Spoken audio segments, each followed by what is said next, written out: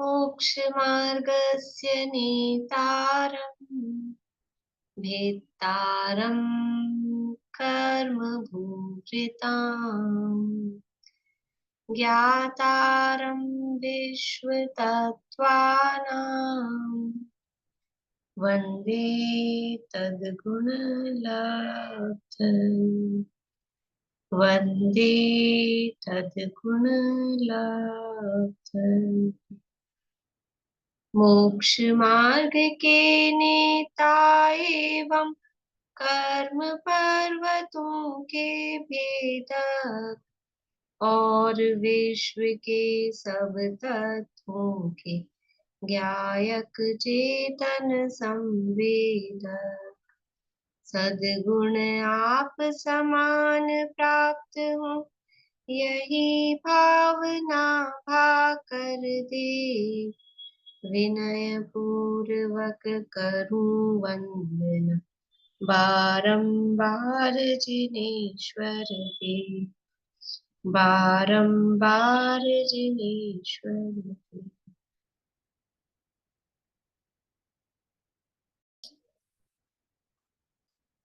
तत्वार सूत्र नामक के महाशास्त्र है, आचार्य उमा स्वामी जी द्वारा रचित। इसके अंतर्गत तीसरे अध्याय की चर्चा अपनी चल रही है, जिसके अंतर्गत अधोलोक और मध्यलोक का वर्णन यहाँ किया गया है। मध्यलोक का वर्णन हमारा चल रहा है और मध्यलोक में जम्बूद्वीप का वर्णन हमारा सूत्र तो वहीं चल रहा है, उसी के आगे हम पहले अब आगे के सूत्र अपने मतलब ऐसा है कि अपने आगे तक के सूत्रों की चर्चा चलती जा रही है। सूत्र एक साथ फिर अपन पढ़ लेंगे तो विषय तो सारा आता जा रहा है। तो जम्बूद्वीप की रचना हमने देखी, लवण समुद्र की रचना देखी, उसके बाद में धातकी खंड, और धातकी खंड के बाद हम कहाँ पहुंच गए हैं, कालोदधी समुद्र। कालोदधी समुद्र की भी चर्चा अपन ने कर ली थी और धातकी खंड के साथ ही पुष्करार द्वीप की चर्चा भी, जो रचनात्मक है, जो सिमिलर है, समानताएं हैं, वो सब अपन ने चर्चा कर ली थी। और कल हमने कालोदधी समुद्र में जो कुभोग भूमियां हैं 48, उनकी भी चर्चा की थी। बोले कविता जी। मैम, ये भाई सूची व्यास और अभ्यता सूची वाला मुझे समझ में नहीं आ रहा, एक बार आप रिपीट कर दीजिए वापस से।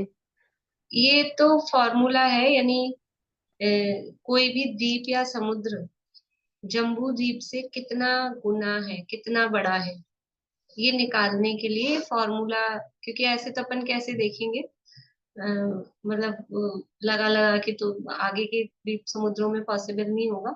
तो उसके लिए फॉर्मूला दिया है कि बाह्य सूची व्यास, बाह्य सूची व्यास का मतलब है, ऐसा भी कह सकते हैं अपन अपनी भाषा में, टोटल एरिया का स्क्वायर। वो तो वहां दिया है, जैसे ये अपने को धातकी खंड का देखना है तो ये जम्बू द्वीप, ये लवण समुद्र, ये कालोदधी समुद्र और ये धातकी खंड। तो अब ये है धातकी खंड और ये है जम्बू द्वीप। तो ये धातकी खंड पूरा, ये पूरा इतना, ये धातकी खंड इस जम्बू द्वीप से कितना बड़ा है, ये अपने को देखना है। तो कैसे निकालेंगे, तो अपनी भाषा में भी लिख सकते हैं कि टोटल यहाँ से यहाँ तक का जो व्यास है, यानी टोटल व्यास का स्क्वायर माइनस, अब इसको क्या बोलेंगे अपन अपनी भाषा में, इसीलिए ये है बीच वाला, मतलब जो एक्स्ट्रा व्यास है, ये तो है टोटल सब क्षेत्रों का मिला के व्यास। और इसमें से ये जो एक्स्ट्रा है, ये बीच का, ये एक्स्ट्रा धातु खंड का देखना है ना अपने को, तो और ये बीच का एक्स्ट्रा है लवण समुद्र, लवण जम्बूद्वीप, लवण समुद्र, ये धातु खंड है। तो कालो नदी आ गया, कालो नदी का देखना है, समझ लो। तो कालो नदी का देखना है तो टोटल जो व्यास है उसका स्क्वायर करना है और माइनस करेंगे उसमें से जो एक्स्ट्रा है। तो ये धातकी खंड, लवण समुद्र और जम्बूद्वीप, तो इनका व्यास टोटल कितना है उसका स्क्वायर करके माइनस करेंगे और बटा करेंगे जम्बूद्वीप के व्यास का स्क्वायर, क्योंकि अपने को देखना किससे है, जम्बूद्वीप के, जम्बूद्वीप से कितना बड़ा है। तो ऐसा करके बटा करेंगे तो वो जो आएगा आंसर वो उससे कितना गुना बड़ा है वो निकल के आएगा। भूलिया आंटी। जैसे ऐसे समझ लेंगे ना कि भाव में और बाह्य अभ्यंतर में तो पूरा जोड़ लेंगे सीधा। बाय और में। बाह्य जो अभ्यंतर सूची है इसमें तो यहाँ से लेकर यहाँ तक का पूरा जुड़ जाएगा जितना भी वो आ रहा है। और अभ्यंतर में जो लास्ट वाला उसको छोड़ देंगे। हाँ, और अभ्यंतर का देखो, अभ्यंतर अभ्यंतर का मतलब है ये अंदर की साइड है ना। तो ये इसमें ये बाह्य लास्ट वाला, सूची व्यास ये बाहर बाहर बस ये का लास्ट वाला पूरा छोड़ लेना देंगे। है। लास्ट और वाला ये छोड़ देंगे। अभ्यंतर मतलब ये इसके अंदर जो है उसको नहीं, इसमें से माइनस करना आगे है। कहीं भी निकालेंगे तो उसमें लास्ट वाला छोड़ देंगे और अगले वाला जोड़ लेंगे। हाँ हाँ, वही वही मतलब है, वही मतलब है। बाह्य सूची व्यास का मतलब है ये बाहर तक का पूरा टोटल किया। और अभ्यंतर का मतलब है इसके अंदर अंदर अब जो है उसको माइनस करना है क्योंकि वो एक्स्ट्रा है, अपने को केवल इसका देखना है। तो ये अभ्यंतर तो यहाँ से यहाँ तक, यानी जो लास्ट वाला जिसका अपने को चाहिए उसको छोड़ के उसके अंदर के जो भी हैं उन सबका टोटल करके उसको माइनस करना है स्क्वायर करके। और अपॉन ये जम्बूदीप से अपने को देखना है, कंपेयर जम्बूदीप से करना है तो जम्बूदीप के जो व्यास है उसका स्क्वायर, उसका भाग देना है। तो कल आपको काम दिया था कालो दधी समुद्र का, करके आए? कौन कौन करके आए हैं? एक दो तीन। बाकी लोग क्या कर रहे थे? इतना कुछ कठिन तो नहीं था। रेणु जी आपने भी नहीं किया? क्यों भाई?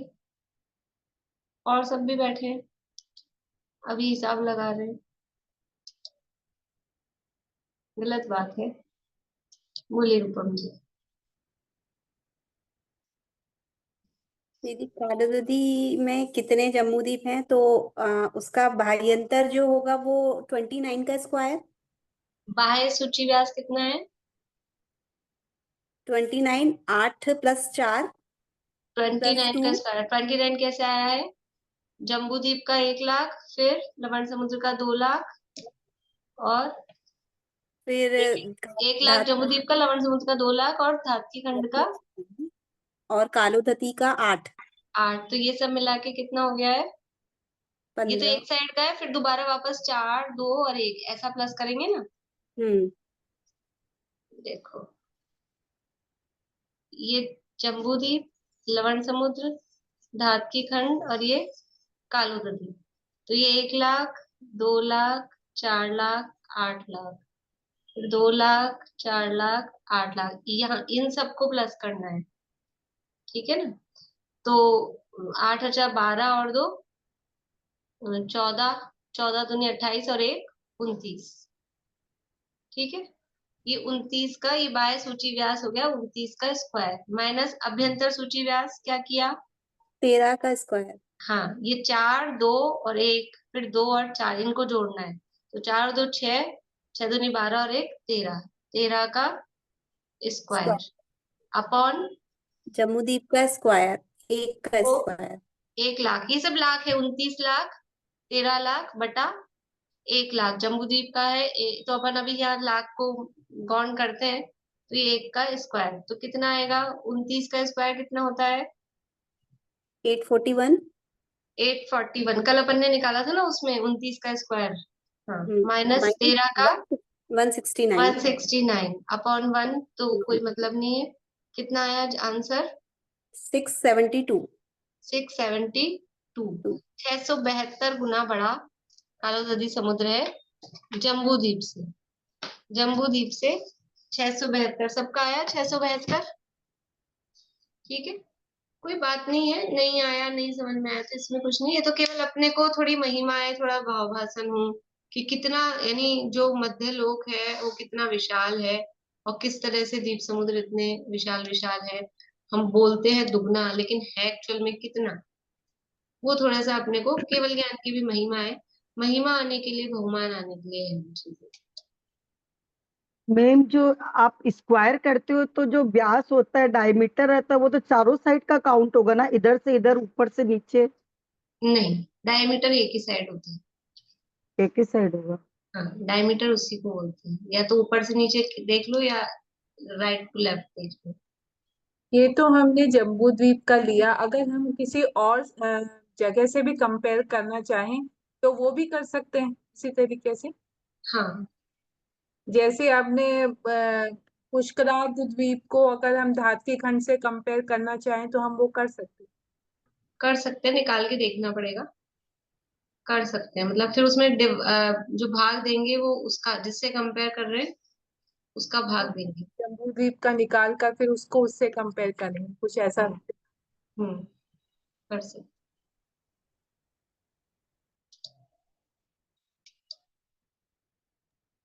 जी अगर लवण समुद्र से कंपेयर करना हो तो नीचे 2 का स्क्वायर लिखेंगे बस। हाँ हाँ,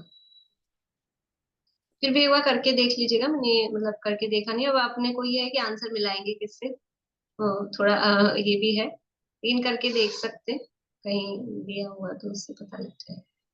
या फिर कोई मैथ्स वाले जो है ना वो उसको बता सकते हैं, मतलब जो मैथ्स में एक्सपर्ट हैं, तो वो ये जो अपन कर रहे हैं वो सही है कि नहीं, पूछ लेंगे किसी से। बोलिए चित्रा जी। ये एक बार फिर से बताइए, मेरे तो यहाँ 1180 गुना बढ़ा है। आपने क्या किया? हमने तो किया, बाह्य सूची व्यास 45 है, 45 स्क्वायर किए। 45 तो पूरे ढाई का ना, अभी हम कालो नदी समुद्र का निकाल रहे हैं। आपने अच्छा, निकाल दिया है पुष्करार्थ का। पुष्कर का आपने बता दीजिए। पुष्करार्थ का निकाल दिया, ठीक। एक बार कालो ददी का बताइए ना ठीक से कालो क्या नदी हुआ। का ये है ना, बाह्य सूची व्यास है 29 लाख, हाँ उसका हाँ। स्क्वायर। अभ्यंतर सूची व्यास है 13 लाख, उसका स्क्वायर। बटा करेंगे जम्बूद्वीप का स्क्वायर 1 लाख स्क्वायर, तो ये आ जाएगा 841 माइनस 169, तो आंसर आएगा 672 गुना। 672 गुना। हाँ, यहाँ कल तो दिए थे 144। वो धातकी खंड का था, जम्बूद्वीप से धातकी खंड कितना बड़ा है। आज हम कालो नदी का निकाल रहे हैं, कल हमने धातकी खंड और पुष्करार्थ का निकाला था। हाँ हाँ हाँ। ठीक है। पुष्करार्थ द्वीप में सॉरी, कालो नदी समुद्र में क्या क्या उसमें विशेष है, जो नहीं जम्बूद्वीप में, लवण समुद्र से क्या विशेषता है, कि लवण समुद्र तो ऐसा लिख भी सकते हैं अंतर की रूप में, जिन लोगों को समय मिलता हो और लिख सकते हो तो ऐसा लिखें कि जम्बू द्वीप में और काला नदी समुद्र में क्या अंतर है। बाकी समुद्रों में भी सब में ही ऐसा है, पर जम्बू द्वीप में स्पेशल, कि जम्बू द्वीप में नहीं, मैं जम्बू द्वीप बोल रही हूँ, सॉरी, लवण समुद्र, लवण समुद्र और कालो नदी समुद्र। तो लवण समुद्र में एक तो वो नाव के, एक सीधी नाव और एक उसके ऊपर उल्टी नाव, इस तरह के आकार का है, जबकि अन्य जो भी असंख्यात समुद्र हैं फिर वो सब समतल है, वो इस तरह की नाव नाव की जैसी शेप वाले नहीं है। तो काला नदी समुद्र भी वैसा ही समतल है। दूसरी बात, लवण समुद्र में पाताल है, अन्य किसी भी समुद्रों में पाताल नहीं है। और लवण समुद्र में अन्य अनेक भी द्वीप हैं, तो कालो नदी समुद्र में भी द्वीप है, कुछ जैसे लवण समुद्र अंतर्द्वीप तो है ही, कुंभों, और भी कुछ ये मागध द्वीप वगैरह वहां पर भी है। इसके अलावा और कोई एक्स्ट्रा अन्य जो समुद्र हैं उनमें कोई भी द्वीप वगैरह ऐसा नहीं है। कालो नदी समुद्र के आगे जो भी और समुद्र है उनमें इस तरह की कोई रचनाएं नहीं है। और लवण समुद्र के समुद्र का जो स्वाद है वो कौन सा है, वो खारा है। और कालो नदी समुद्र के जल का स्वाद वो नॉर्मल है, जल के जैसा है। लेकिन कालो नदी समुद्र के जो जल का कलर है वो काला है, इसलिए उसका नाम है कालो दधी। उदधी यानी समुद्र, कालो काले के अर्थ में कालो, कि उसका रंग काला है। अब अपने को लगता है कि ऐसा काला पानी है। अब हाँ, अपने यहाँ कहते हैं पानी का रंग बताओ, तो हम तो कहते हैं पानी में कलर नहीं है, कलरलेस है, रंगहीन है, बताया नहीं जा सकता। और उनके यहाँ अगर वो पानी वैसा ही, पानी का रंग कैसा होता है तो कहते होंगे काला होता है, वहां वैसा ही पानी चलता है। तो ये कुछ मोटे मोटे डिफरेंस है। और जो हमने देखा था कि लवण समुद्र में जो किनारे पे मगरमच्छ हैं वो कितने बड़े हैं और बीच में मगरमच्छ कितने बड़े हैं, देखा था, याद है किसी को, लिखा है किसी ने?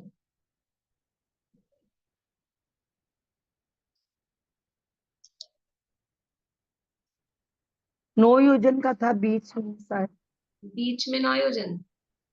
साइड में 9 योजन तो था, कुछ ऐसा मुझे ध्यान आ रहा है। बोले सुमन जी। ये बीच नदी मुख के पास तो मछलियों का साइज था 9 योजन और बीच में था 18 योजन। 18 योजन डबल था बीच में। किनारे पर है 9 योजन और बीच में है 18 योजन। ठीक है। अब कालोदधी समुद्र में क्या है कि किनारे पर है 18 योजन और बीच में 36 योजन। ये थोड़ा मतलब अंतर है।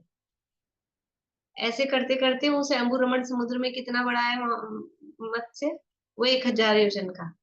क्योंकि आगे आगे समुद्रों की साइज बढ़ रही है, समुद्रों की साइज बढ़ रही है तो उसमें रहने वाले जंतुओं की, भाई समुद्र छोटा है, 1 लाख 2 लाख योजन का समुद्र है, उसमें 1000 योजन का तो मगरमच्छी आप एक डाल दो तो वो पर्वतों से इनसे टकराता रहेगा, इतने द्वीप है पर्वत है उसके अंदर। तो इसलिए वो बड़े बड़े साइज के अगर समुद्र हैं तो उनमें जीवों के साइज भी फिर बढ़ते जा रहे हैं। मतलब थोड़ा सिंपल है, लॉजिकली है। बोलिए अशांति। हाँ मेरे को तो झड़ा। तो आगे तो भूमि है तो उनके समुद्रों में जलचर है। नहीं आगे नहीं है, स्वयंभू रमण में। आगे नहीं, स्वयंभू रमण जलचर थोड़ी है वहां पर। नहीं, जलचर नहीं, स्वयंभू रमण। पर वो स्वयंभू रमण समुद्र का साइज मतलब आगे दुगना दुगना होके वो समुद्र इतना बड़ा हो गया ना, आधा राजू का वो समुद्र है, तो वो इतना बड़ा समुद्र है। बढ़िया। लवण समुद्र का जल का रंग कैसा होगा? ये जो अपने पानी का होता है वैसे ही।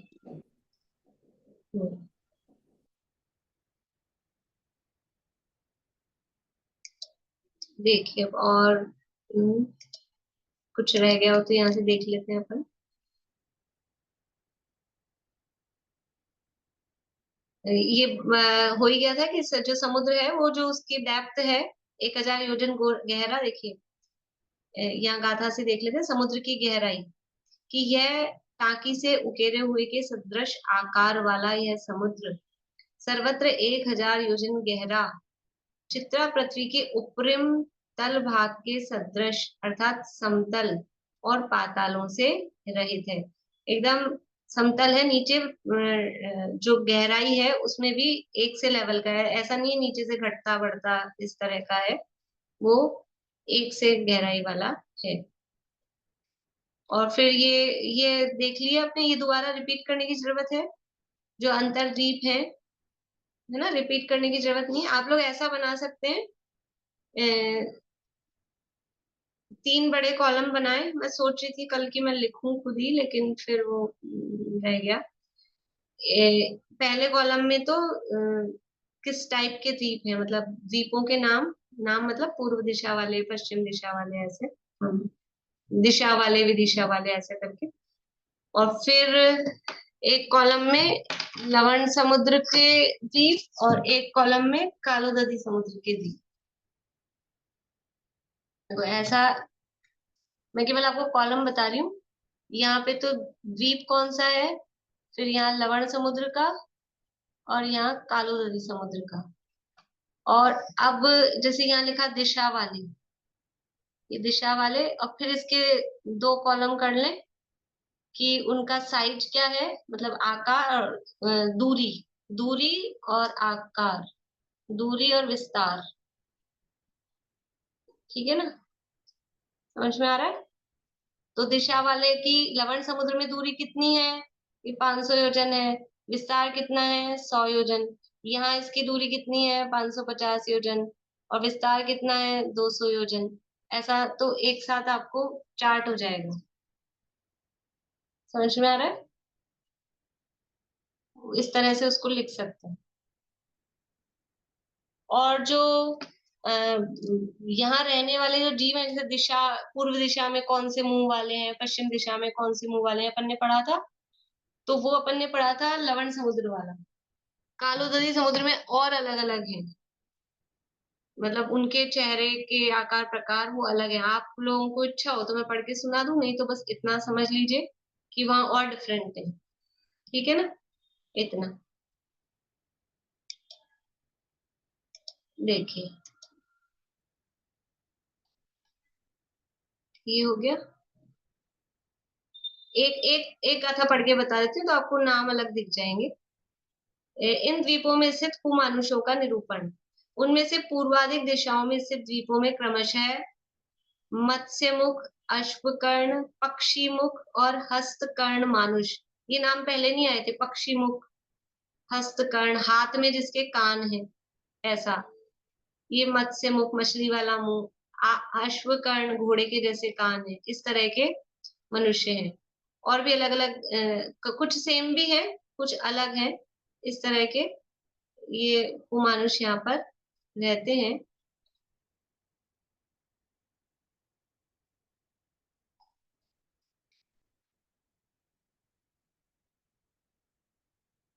कालोदरी समुद्र के ये जम्बूद्वीप प्रमाण खंड, ये अपन ने देख लिए थे 672 खंड। ये अपना आंसर सही है, देख लीजिए यहाँ गाथा में भी दिया है 672 खंड उसके जम्बूद्वीप के बराबर बन रहे हैं। अब ये इनके मत्स्यों की दीर्घता, कि नदी में प्रवेश के स्थान पर वो 18 योजन है लंबाई, चौड़ाई 9 योजन और ऊंचाई 4.5। जितने लंबाई है उससे आधी चौड़ाई और उससे आधी मोटाई होती है। और मध्य में जो स्थित मत्स्य है उनकी लंबाई 36 योजन, चौड़ाई 18 योजन और ऊंचाई 9 योजन प्रमाण है। ये सब कालोदरी समुद्र का वर्णन समाप्त हुआ। इसके बाद में अपन ने पुष्कर द्वीप का भी वर्णन देख लिया था, कि टोटल पूरा जो पुष्कर वर द्वीप है, पुष्कर द्वीप भी बोलते हैं, नाम उसका पुष्कर वर द्वीप भी है, वो पूरा तो है 16 लाख योजन का, लेकिन उसके बीच में मानुषोत्तर पर्वत है, इसलिए वो 8 लाख के ऐसा 2 भागों में विभाजित हो जाता है। अभी मानुषोत्तर पर्वत देखो, अपन ऐसे बोल रहे हैं 16 लाख का है और अपन 8 लाख ले रहे हैं, तो मानुषोत्तर पर्वत की भी तो कुछ चौड़ाई होगी कि नहीं होगी? उसको किधर लेंगे? उसको इधर लेंगे कि उधर लेंगे? अपने पाले में लेंगे कि उधर भेज देंगे? आधा आधा कर दो उसकी चौड़ाई को भी, आशा आंटी कह रही है उसकी चौड़ाई को भी आधा आधा कर दो, आधा उनको दे दो, आधा अपने ले लो। हिंदुस्तान पाकिस्तान है कि नहीं, हम तो पूरा अपने में ही लेंगे। तो वो मनुष्य क्षेत्र के अंतर्गत ही काउंट होता है मानुषोत्तर पर्वत, वो 2.5 द्वीप के अंदर। तो मानुषोत्तर पर्वत की जो चौड़ाई है वो अपने 8 लाख योजन में इंक्लूडेड है। 8 लाख योजन, 8 लाख योजन की 2 भाग कर रहे हैं, तो मानुषोत्तर पर्वत है वो जो 2.5 द्वीप की साइड वाला आधा पुष्कर द्वीप है उसमें ही वो इंक्लूडेड है। तो इस तरह से ये, और उसी वही सारी रचनाएं उसमें है। पुष्कर द्वीप में भी आधा, पुष्कर द्वीप जो है वही ईश्वाकार पर्वत। अब ये ईश्वाकार पर्वतों की लंबाई कितनी होगी? धातकी खंड में ईश्वाकार पर्वत है और पुष्करार्ध में भी ईश्वाकार पर्वत है, दोनों सेम है, सेम लंबाई। क्यों भाई बाकी लोग बोलिए, आबाजी सेम लंबाई होगी? नहीं, सेम नहीं होगी, बड़ी होगी, कितनी होगी? डबल होनी चाहिए। हाँ तो आप बताइए ना कितनी, मेरे से निकलवाएंगे कितने डबल मैं करूं, कितनी होगी? ईश्वाकार पर्वत की लंबाई कितनी थी?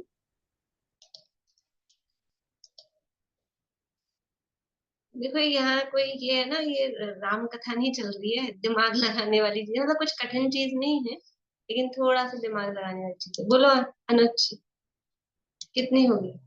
घात की कर्ण की पता है हम्म। मैम, घात की कर्ण की पता है।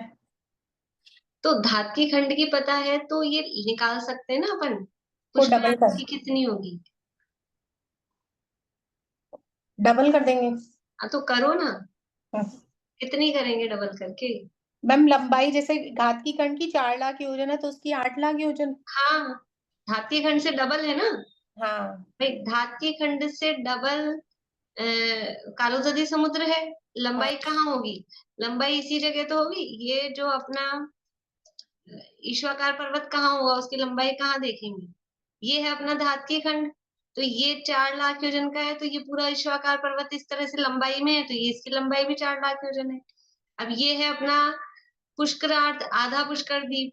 तो ये आधे पुष्कर द्वीप की पूरी लंबाई है 8 लाख योजन। तो ईश्वराकार पर्वत कितना बड़ा होगा, कितना लंबा होगा, वो भी 8 लाख योजन। बस, सिंपल है। मतलब उसमें कुछ वो नहीं है भाई, कदाचित अपने को ख्याल नहीं हो, रटा हुआ नहीं हूं मैं इसलिए आप लोगों से पूछ रही थी। आप लोग कुछ ऐसा मत सोचना है इंसल्ट करना, या वो मेरा उद्देश्य नहीं है। लेकिन हमको खुद मतलब रटने की जरूरत नहीं पड़े, हमारे दिमाग में ये कंसेप्ट क्लियर होगा कि ईश्वराकार पर्वत कितना लंबा है, कि जितना पूरा क्षेत्र है उतना लंबा वो पर्वत होगा। तो क्षेत्र अपने को पता है, दुगने दुगने जा रहे हैं। तो 4 लाख योजन का धात्री खंड है, 8 लाख योजन का पुष्करार्ध है, तो उतना ही लंबे वो ईश्वराकार पर्वत है। ठीक है, बोलिए अंकल। नहीं, वही बता रहा था, 8 लाख, आधे पुष्करार्ध के अच्छा 8 लाख योजन। ठीक, भाई साहब आप कुछ पूछ रहे हैं? इसमें जो है मानसूत्र पर्वत की जो चौड़ाई है वो कम हो जाएगी ना, ईश्वराकार पर्वत। किस में से कम हो जाएगी? ईश्वराकार पर्वत, मानसूत्र पर, हाँ। ईश्वराकार पर्वत में से ठीक है, वो थोड़ी सी वो कम हो जाएगी। सामान्य रूप से अपन 8 लाख योजन बोलेंगे उसको। ठीक है,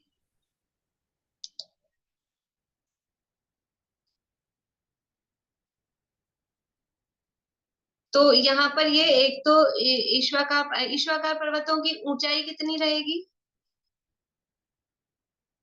ऊंचाई वही 400 योजन की, जो वहां थी ऊंचाई सेम है 400 योजन। आप लोग जवाब देने के लिए रेज हैंड नहीं करें तो मैं कंफ्यूज हो जाती हूँ। कुछ पूछना हो तो ही रेज हैंड करें, या कुछ एक्स्ट्रा बताना हो तो रेज हैंड करें। बाकी सारी रचना जैसे यहाँ देखे थे, ये उत्तर साइड में दोनों एरावत क्षेत्र, दक्षिण साइड में दोनों भरत क्षेत्र, फिर उसके बाद में हेमवत, हरि, विदेह। इसी तरह से सारी रचना डबल है। और जो मेरु है, पूर्व दिशा में मंदर मेरु और पश्चिम दिशा में विद्युन्माली मेरु। इस तरह से पूरी पुष्करार्ध की रचना है क्षेत्रों में, और बाकी उसमें कोई अंतर नहीं है, धात्री खंड जैसी रचना है, आरे के समान ये क्षेत्र वगैरह है। अब ये जो नदियां हैं इसमें थोड़ा सा ये है कि जो धात्री खंड की नदियां थी, एक तो जा रही थी लवण समुद्र में गिर रही थी, एक गिर रही थी कालोदय समुद्र में। अब ये जो पुष्करार्ध है, ये पुष्करार्ध की नदियां एक साइड से तो चली जाएंगी कालोदधी में, दूसरी साइड से कहाँ जाएंगी? ऊपर बता गया, तो वहीं की वहीं रहेंगी या क्या करेंगी? तो वो जो मानुषोत्तर पर्वत है उसमें उन नदियों के निकलने के लिए 14 गुफाएं हैं। जैसे विजयार्थ पर्वत में गुफाएं थी गंगा सिंधु को निकलने के लिए, वैसे ही और जो जम्बू द्वीप की वेदी बाउंड्री वॉल जगती, उसमें भी 14 द्वार बोलो, गुफाएं बोलो, वो नदियों को निकलने के लिए हैं। इधर भी है धात्री खंड में भी। उसी तरह से मानुषोत्तर पर्वत में भी उन नदियों को निकलने के लिए 14 गुफाएं आउटसाइड में बाहर जाने के लिए, और जाकर फिर वो आगे जाके समुद्र में उस क्षेत्र में होती हुई वो मिलती हैं। तो अब अपन देखते हैं मानुषोत्तर पर्वत।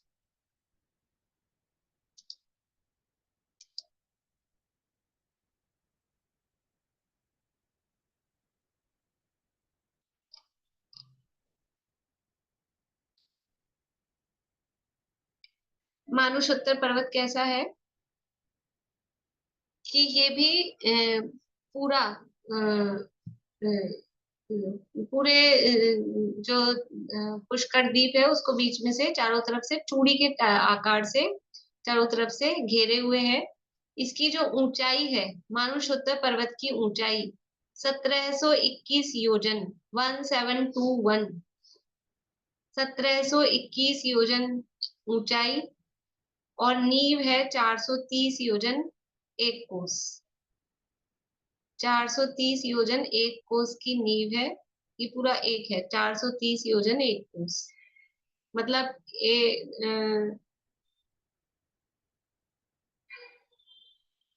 सवा तो नहीं कहेंगे, 430 योजन 1 कोस ऐसा ही। और ऊंचाई है 1721 योजन। अब ये जो पर्वत है मानुषोत्तर पर्वत, ये कैसा है? सीधा हिमवन आदि पर्वतों के जैसा, या सुमेरु की जैसा गोल, या जैसे अपन पर्वत बनाते हैं तिरछा, किस तरह के, या जो लवण समुद्र में देखे थे कलश जैसे, किस तरह का ये पर्वत है? हिमवन पर्वत के आकार कैसा है? हिमवन पर्वत का आकार कैसा है नीलम भाभी? वो पहाड़, जैसे पहाड़ी की शेप में। जैसे पहाड़ों की शेप होती है वैसा हिमवन पर्वत है। यही पढ़ के आए अपन, सूत्र दिया है सूत्र। बोलिए अंकल।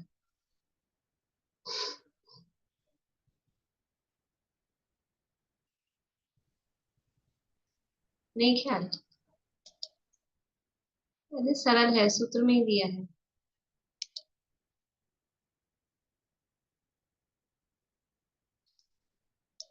चलिए पन्ने पलट रहे हैं सब लोग तो। बोलिए हर्षिता जी। इसका सूत्र है ना, ऊपर मूले चतुल्य विस्तारा। हाँ, ऊपरी मूले चतुल्य विस्तारा सूत्र में दिया है। नीचे से ऊपर तक दीवार के जैसे हैं। पढ़ा भी है, पढ़ के आए कि नहीं नीलम भाभी? पढ़ के आए हैं कि नहीं, ख्याल आ गया? इसलिए मैंने पूछ लिया कि बहुत दिन हो गए थे ना, तो इतना बोल के नहीं छोड़ा। तो हिमवन पर्वत के जैसे है क्या ऊपरी मूले चतुल्य विस्तारा? कि कथनचित हिमवन पर्वत की जैसा है और कथनचित जैसा अपना होता है वैसा है। मतलब क्या है कि एक साइड से तो सीधा है दीवार की जैसा, और एक साइड से है स्लाइडिंग। विचार नहीं, मानुषोत्तर पर्वत कैसा है कि एक साइड से दीवार की जैसा सीधा है और एक साइड से स्लाइडिंग है। तो किस साइड से दीवार की जैसा सीधा है? अपनी साइड से। मनुष्य क्षेत्र या ढाई द्वीप, या उसको कहो अंदर, मनुष्य क्षेत्र के अंदर की तरफ तो है दीवार की जैसा सीधा बिल्कुल। और जो बाह्य पुष्कर है इसको बोलते हैं अभ्यंतर पुष्कर द्वीप, और वो बाह्य पुष्कर द्वीप। तो बाह्य पुष्कर द्वीप की साइड है स्लाइडिंग, क्रमशः घटता हुआ। स्लाइडिंग समझ रहे हैं, ऐसा तिरछा होता हुआ, नीचे से चौड़ा ऊपर से सकड़ा, इस तरह का इसका आकार है।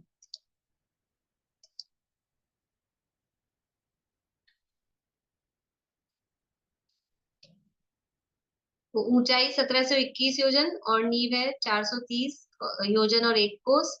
और इस पर्वत का विस्तार मूल मध्य और शिखर पर, तो ये जो विस्तार है वो उस साइड की तरफ से बता रहे हैं, मतलब आउटर की तरफ जो ऐसा है।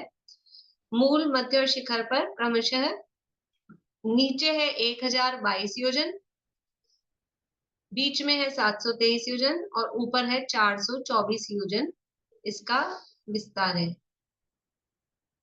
नीचे 1022 योजन भूमि पर, फिर घटता हुआ बीच में 723 योजन, और ऊपर की तरफ शिखर पर जो इसका विस्तार है वो 424 योजन प्रमाण विस्तार है।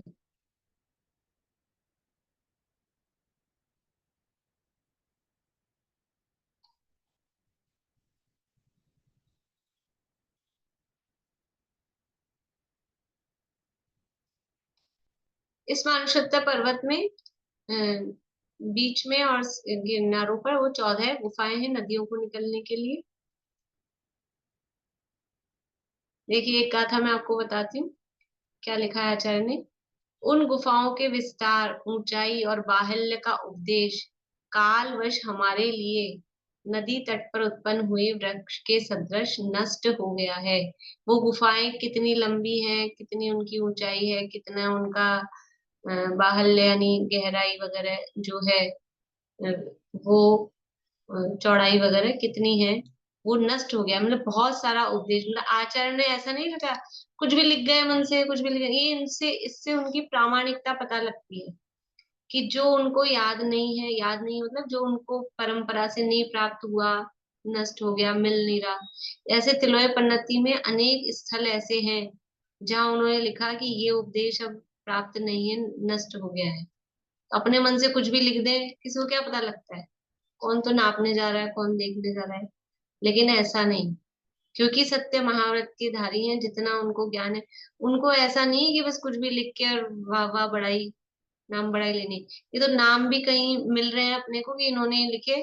इसके अलावा आप कोई परिचय बता दो अपने आचार्यों का, आचार्यों के परिचय में यही आएगा, ये इन्होंने ये ग्रंथ लिखा, इन्होंने ये ग्रंथ लिखा। इसके अलावा कहाँ रहते थे, कौन मम्मी पापा थे, और कौन पति पत्नी थे, और धनी थे, राजा थे, क्या थे, कुछ एबीसीडी नहीं, क्या पढ़े थे क्या नहीं पढ़े थे, कुछ नहीं है, कुछ नहीं अपने बारे में लिखा है।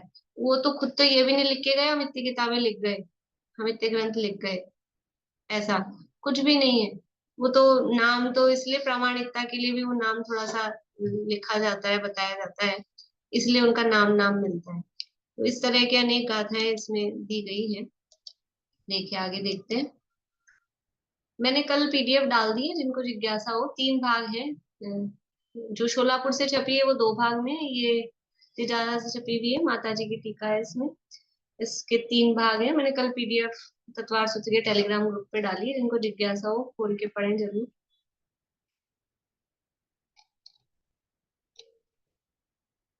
अब बाकी अपन इसके व्यास वगैरह पे और उसमें नहीं जा रहे हैं। इस मानुषोत्तर पर्वत पर भी क्या है कि वही अपने तो प्रयोजन किससे है कि पर्वत पर क्या है, तो मानुषोत्तर पर्वत पर 22 दिव्य कूट हैं। 22 कूटे हैं टोटल मिलाकर, जो 424 योजन के ऊपर चौड़ाई बची है ना शिखर पर, टॉप पर, तो उस पर 22 कूटे हैं। तो 22 कूटे किस प्रकार से हैं, तो पूर्व दिशा, पूर्वाधिक चारों दिशाओं में से प्रत्येक दिशा में 3-3 कूट, 3 कूट पूर्व दिशा में, 3 दक्षिण में, 3 पश्चिम में, 3 उत्तर में। कितनी हो गई, 3-3 कूट हो गई, तो 12। ठीक है, 22 में से 12 ही हो गई। और फिर उसके बाद में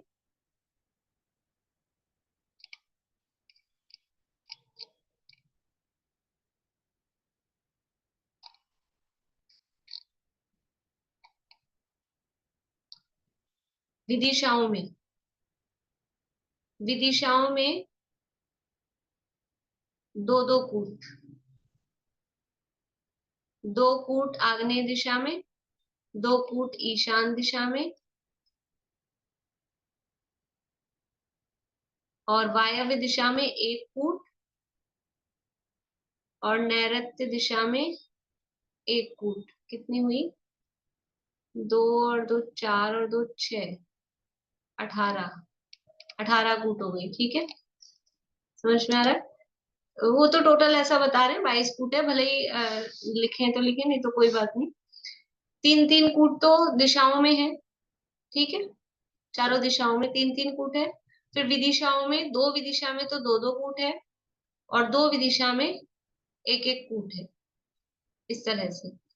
और अब ये हो गई 22 में से 18 हो गई, 12 और 6 18। अब बची है 4, वो कौन सी है वो बता रहे हैं।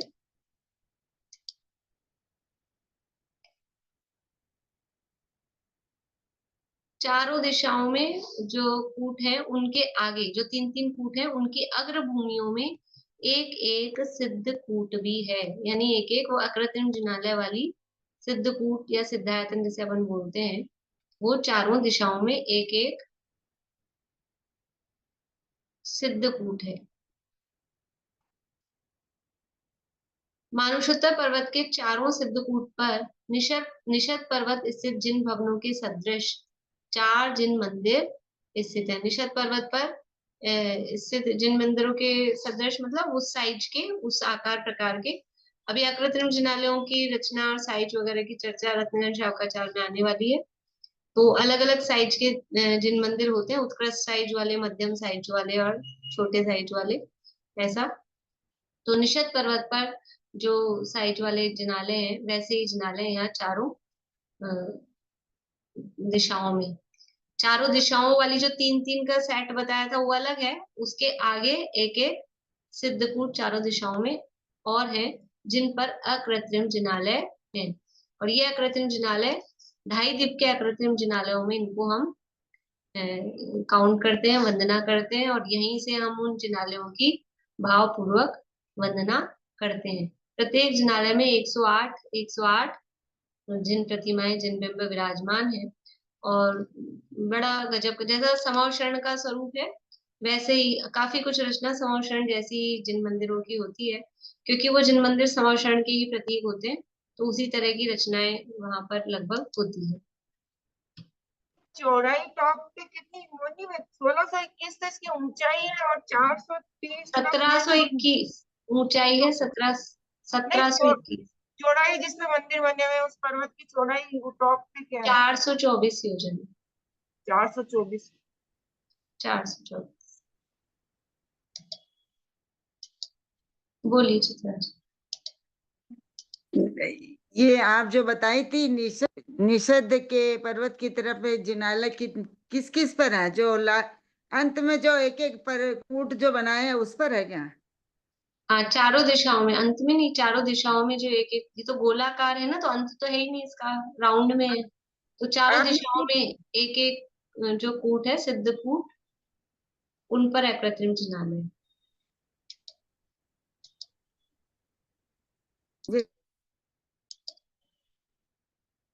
देखिए अभी इसमें चित्र दिया है, शायद मैं आपको चित्र दिखाना चाह रही हूँ।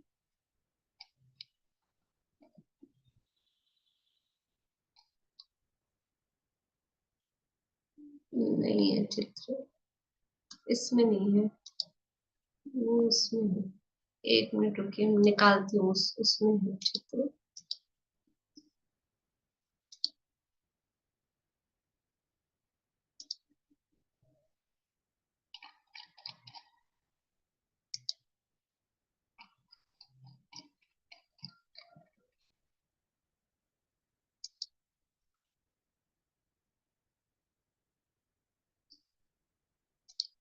ये देखिए, वो जो पीडीएफ है बड़ी वाली जो मैंने आपको भेजी, उसमें दिया है, ये उसी में से आपको यहाँ दिखा रही हूँ। देखिए, ये जम्बूद्वीप, फिर लवण समुद्र, धातकी खंड, फिर कालोदरी समुद्र। इसके बाद में ये दिया है आधा पुष्कर द्वीप, अभ्यंतर पुष्कर जिसे लिखा है, ये पुष्कर द्वीप है। और उसके बाद ये बनाया है मानुषोत्तर पर्वत। ये जो लाइन लाइन जिसमें दिख रही है, ये मानुषोत्तर पर्वत है। तो जो अपन ने पढ़ा है ना, उसी तरह से चारों दिशाओं में तीन तीन कूट, तो ये तीन इधर पूर्व में, तीन दक्षिण में, तीन पश्चिम में, तीन उत्तर में। फिर जो ईशान और आग्नेय दिशा है, उनमें दो दो कूट, तो दो इधर और दो इधर। और वायव्य और नैऋत्य दिशा में एक एक कूट, तो यहाँ एक एक कूट बनाई है। और दिशाओं वाली जो ये तीन कूट है, उसके अग्र भाग में, यहाँ उनके आगे, ये सिद्ध कूट, ये चार सिद्ध कूट है, जिन पर अकृत्रिम जिनालय यहाँ पर पाए जाते हैं। और ये उनके जो अधिपति देव हैं, उनके भी नाम उसमें दिए थे, मैंने पढ़ के नहीं सुनाया आपको, तो ये नाम भी बराबर यहाँ लिखे हैं, उन कूटों के नाम और उसके देवों के नाम। कूटों के भी सबके अलग अलग नाम हैं, और उनके जो अधिष्ठाता देव हैं, जो उनके अधिपति देव हैं, उनके भी अलग अलग नाम है, तो वो नाम यहाँ पर दिए हैं। और ये देख लीजिए, इसका जो आकार है, अभ्यंतर पुष्करार्थ की ओर सीधा 1721 योजन, और बाहर की तरफ इस तरह से नीचे 1022 योजन की चौड़ाई है, और बीच में 723 योजन की चौड़ाई है, और फिर घटते हुए ऊपर 424 योजन की चौड़ाई रह गई है। और ये नींव दिखाई है 430 योजन और एक कोस की इसकी नींव है। इस तरह से ये पुष्करा नहीं, मानुषोत्तर पर्वत की ये रचना यहाँ पर अपन ने देखी है।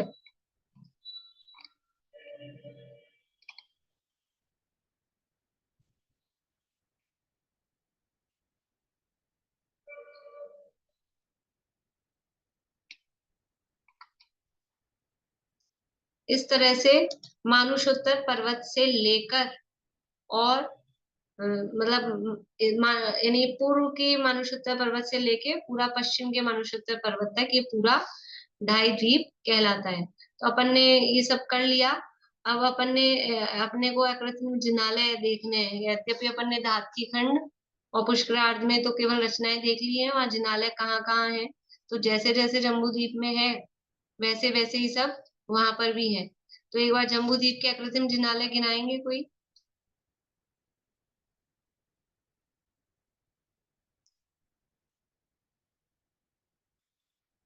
कुछ चीजें तो आपको याद करनी है बुद्धिपूर्वक, अगर नहीं हो रही है तो। अपन ने इतना कुछ पढ़ा है तो कम से कम अपने को इतना तो याद हो जाए। बोलिए अनुज। मैम 6 तो पर्वतों पे हैं, कुलाचल, ठीक है। और 34 विजयाट पर्वत पर, ठीक है। और 16 सुमेरु पर्वत पर, हम्म। चारों वनों में, हम्म। और 4 गजदंत के जिनालय, ठीक है। 2 जम्बू द्वीप और शालमली, ठीक है, जम्बू वृक्ष और शालमली वृक्ष। हाँ शालमली वृक्ष, और 16 वक्षार पर्वत वाले 16 वक्षार पर्वत, वक्षार ठीक है। पर्वत। इस तरह से कितने हो गए ये सब मिला के? 78 78 जम्बू द्वीप में है। इसको अपन ऐसे बोल सकते हैं कि ये एक मेरु संबंधी 78 जिनालय है, ठीक है। अब धातकी खंड में कैसे होंगे? धातकी खंड के गिनाएंगे कोई? धातकी खंड के किस तरह से होंगे? बोलिए सुमन जी। डबल होंगे पूर्व और पश्चिम के हिसाब हाँ, से। वापस से गिनाइए कैसे। तो 6 कुलाचल के कहा तो 12 कुलाचल के हो गए। 12 हो जाएंगे कुलाचल। अगर अपन केवल धातकी खंड के देखेंगे ना, केवल अपने को धातकी खंड के देखने हैं, तो फिर 6 और 6 12 कुलाचल। हाँ। और 34 विजयार्ध संबंधी, तो ये हो गए 34 प्लस 34, हाँ, पूर्व तो के 34 और पश्चिम के ये 34 कितने हो गए? विजयार्ध। 68। 34 और 34 नहीं, 68। हाँ 68। हाँ 68, ठीक है। और एक सुमेरु पर्वत के 16 गिन रहे हम जम्बू द्वीप के। तो धातकी खंड के पूर्व 2 मताचल, मेरु, विजय मेरु और अचल मेरु, उसके 16 32 32 मेरु संबंधी। मेरु संबंधी हो गए। मेरु संबंधी 32। और 4 गजदंत के 4, मतलब 4 प्लस 4। हाँ हाँ, गजदंत के यहाँ 4 थे तो अब ये हो जाएंगे 8। 8 गजदंत। और जम्बू द्वीप में थे जम्बू और शालमली वृक्ष, यहाँ है धातकी खंड और शालमली वृक्ष, तो 2 प्लस 2 4 हो गए। 4 हो गए वृक्ष, ठीक है। धातकी शालमली वृक्ष 4 हो गए। और 16 हो गए वक्षार पर्वत संबंधी, 16 प्लस 16। 16 वक्षार संबंधी थे तो ये 32 वक्षार संबंधी, ठीक है। तो ये कितने हो गए? 78 के दुगने कितने हो गए? 56। 156 ये हो गए। तो धातकी खंड में क्या 156 ही है क्या अकृत्रिम जिनालय?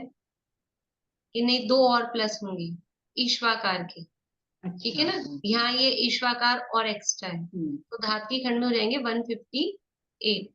तो 2 तरह से अपन निकालेंगे, एक तो द्वीप के आधार पे, तो जम्बू द्वीप के 78, धातकी खंड के कितने हो गए? 158। तो 78 प्लस 158। अब पुष्करार्ध के कितने हैं? पुष्करार्ध के भी सेम धातकी खंड जैसे ही होंगे बिल्कुल, ये सारे तो सेम होंगे। 158 वहां पे भी ईश्वाकार है, वहां पे भी जम्बू धात की जो वृक्ष है वहां पर कहलाएंगे वृक्ष। पुष्करार्ध में है पुष्कर शालमली, ठीक है। जम्बूद्वीप में जम्बू शालमली वृक्ष है, धातकी खंड में धातकी शालमली वृक्ष है, और पुष्करार्ध में पुष्कर शालमली वृक्ष है, ठीक है। जो फर्स्ट वृक्ष का नाम है उसके नाम पर वो द्वीप का नाम है, तो वो वृक्ष का नाम वहां चेंज हो जाएगा। तो धातकी खंड में भी 158 सेम टू सेम उतने ही है। प्लस करिए कि तीनों ढाई द्वीप में केवल द्वीप द्वीप के मिलाएंगे तो कितने हो गए? 158 प्लस 158 प्लस 78, और फिर इसमें प्लस करें, ये हो जाएंगे कितने? 194 नहीं 394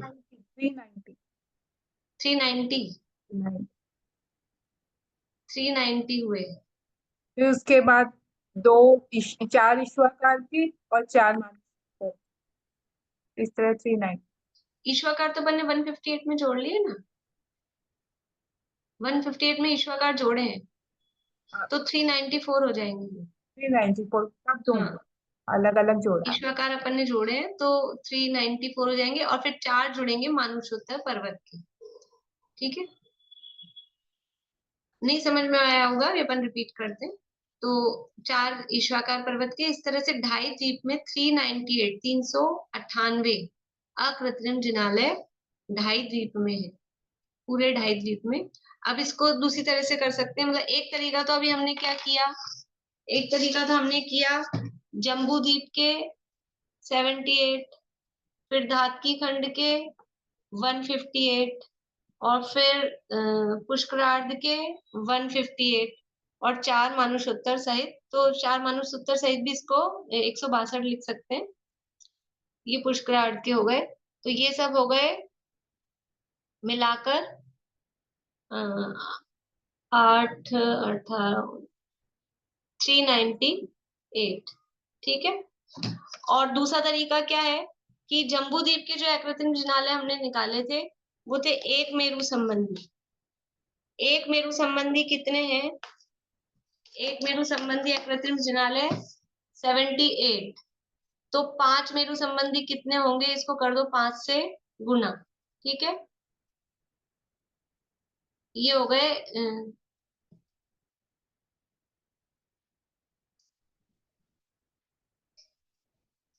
8 पंजे 40 और 7 390।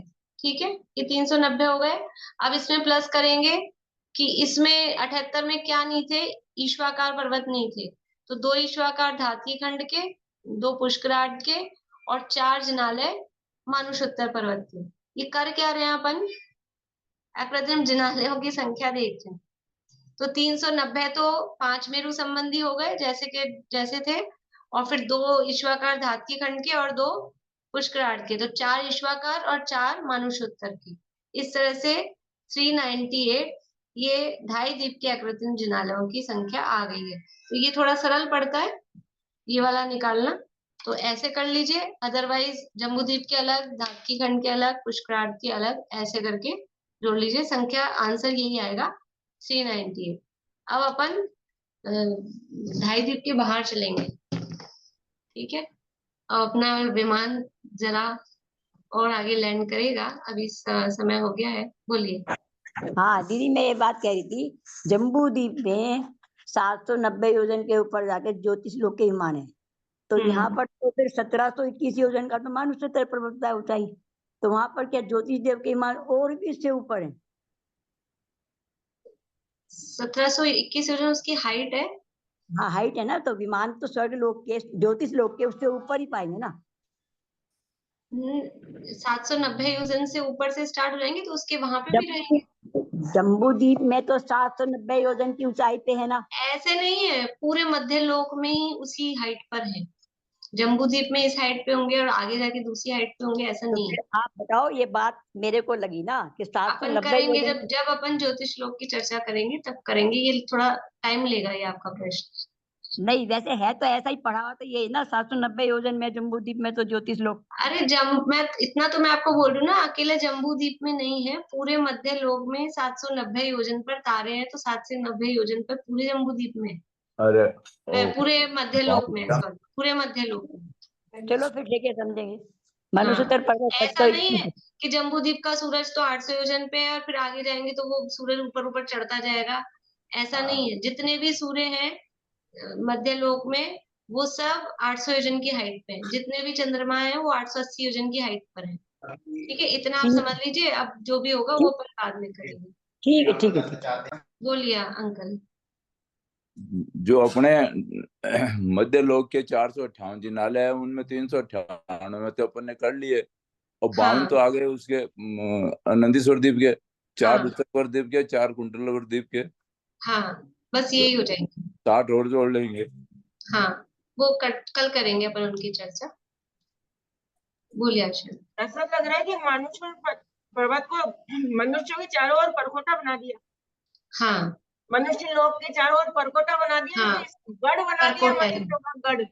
इसके बाहर जा भी नहीं सकते फिजिकली रूप से, और इसके बाहर जन्म भी नहीं होता कि कोई मर के मनुष्य बन जाए। उसके बाहर किसी भी तरह से कोई देवता ले जाके पटक दे, कुछ भी करके आगे 2.5 द्वीप के आगे किसी भी तरह से मनुष्य नहीं पाए जा सकते। है भी सीधा, कोई चढ़ भी नहीं सकता सीधा। बोलिए सुमन जी, जल्दी करिए, समय अपना हो रहा है।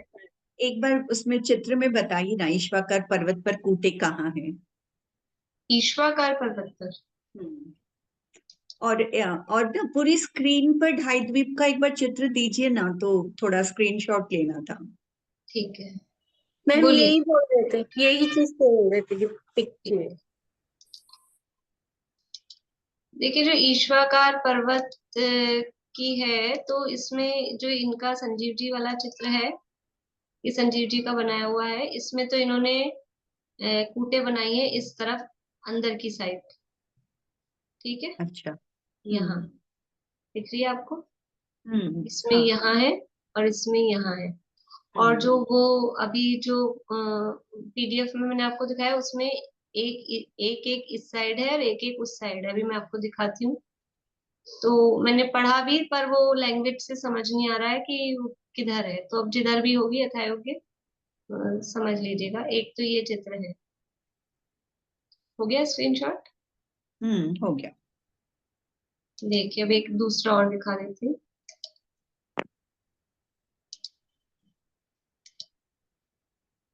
ये आपको मैंने पीडीएफ ग्रुप पे भेजी हुई है, वो उसमें भी होगा। मतलब टेलीग्राम ग्रुप पे जो ग्रंथ की पीडीएफ भेजी है, ये देखिए।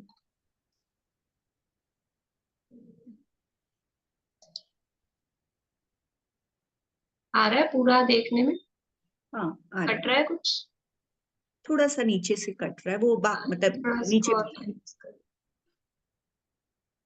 इसमें देखिए, ये इधर आउटर में बनाई है, ये वाली आउटर में, ये वाली इनर में, ये ईश्वरकार पर्वत की। तो ये थोड़ा सा उसमें दिया है कि बाय मतलब गाथा में, पर उससे दोनों अर्थ निकल सकते हैं।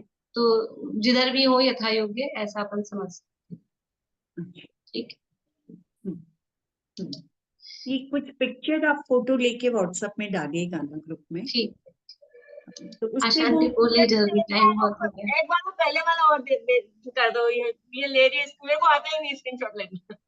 ये मैं लेडीज, मैं एक ग्रुप बार वो में भेज दूंगी। मैं संजीव जी वाला चाहिए ना, मैं व्हाट्सएप पे जो अभी भेज पहले देती हूँ। दिखाया आपने। हाँ, येलो वाला ना, हाँ मैं व्हाट्सएप पे भेज देती हूँ। ठीक।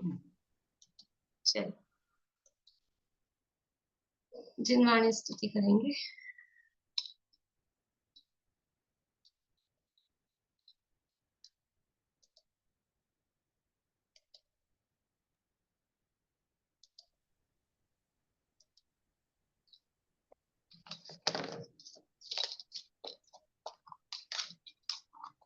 अहिंसा हो प्रवृत्ति सहज ही, जीवन का आधार हो सत्य सुखमय। अचौर्य धारे पर प्रीति त्यागे, परमशील वर्ते रहे सहज निर्भय। महाक्लेशकारी है आरंभ परिग्रह, उसे छोड़ लग जाए निज साधना में। धुल जाए सब मैल समता की धारा, सिमरते ही जाए सुआराधना में। होवे जितेंद्रिय परम तृप्त निज में, एकाग्रता हो परम मग्नता हो। साक्षात साधन मुक्ति का सुखमय, निर्दोष चारित्र जयवंत वर्ते।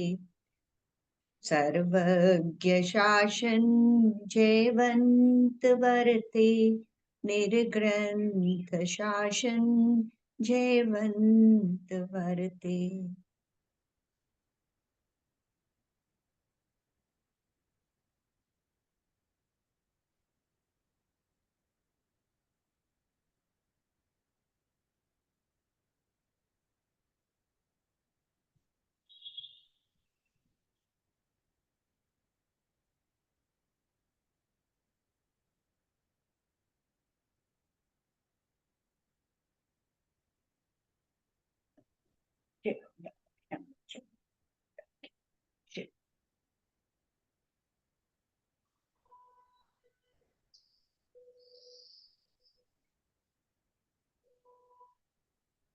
जय उद्वाशम जिनवाणी।